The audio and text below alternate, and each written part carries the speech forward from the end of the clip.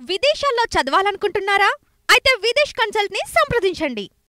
కరణం బలరాం ఉమ్మడి ఆంధ్రప్రదేశ్ రాజకీయాల్లో ఒక వెలిగిన నేత.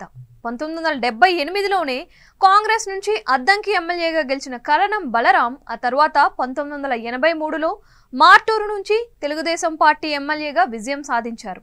ఉమ్మడి ఆంధ్రప్రదేశ్లో కరణం బలరాం అంటే ఒక శక్తివంతమైన రాజకీయ నేతగా పేరుంది.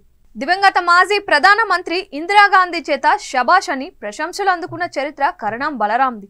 ఆ తర్వాత తెలుగుదేశం నుంచి తిరిగి కాంగ్రెస్ లోకి వెళ్లిన బలరాం 1994లో ఆ పార్టీ నుంచి పోటీ చేసి ఓడిపోయారు. తిరిగి 1999లో టీడీపీలోకి వచ్చిన కరణం బలరాం ఒంగోలు ఎంపీగా విజయం సాధించారు. తిరిగి 2004లో ఎన్నికల్లో అద్దంకి నుంచి అసెంబ్లీకి ఎన్నికైన ఆయన 2009లో మాత్రం గొట్టిపాటి రవికుమార్ చేతిలో ఓడిపోయారు.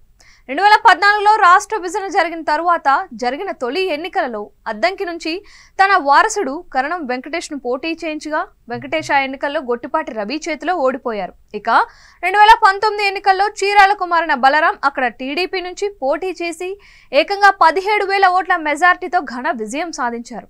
అనంతరం ఆంధ్రప్రదేశ్లో వైసీపీ ప్రభుత్వం అధికారంలోకి రావడంతో బలరాం తన కుమారుడు వెంకటేష్తో కలిసి వైసీపీలోకి వెళ్లిపోయారు. తాజా ఎన్నికల్లో బలరాం తనయుడు కరణం వెంకటేష్ చీరాల నుంచి అసెంబ్లీకి పోటీ చేసి ఓడిపోయారు. బలరాం 4.5 దశాబ్దాల పాటు తెలుగు రాజకీయాల్లో కొనసాగుతూ వస్తున్నారు. ఎంపీగా, ఎమ్మెల్యేగా, ఎమ్మెల్సీగా కూడా ఘన విజయాలు సాధించారు. అయితే వారసుడు వెంకటేష్ ను 2 సార్లు అద్దంకి, చీరాలలో టీడీపీ, వైసీపీ నుంచి పోటీ చేయించిన వారసుడిని మాత్రం గెలిపించుకోలేకపోయారు. ఏది ఏమైనా బలరాం రాజకీయ చరిత్ర దాదాపు ముగిసినట్లే చెప్పాలి. ఉమ్మడి ప్రకాశం జిల్లా రాజకీయాలను కొన్ని సంవత్సరాల పాటు తన కను సైగలతో శాసించిన బలరాం శకమికం ముగిసినట్లే చెప్పాలి.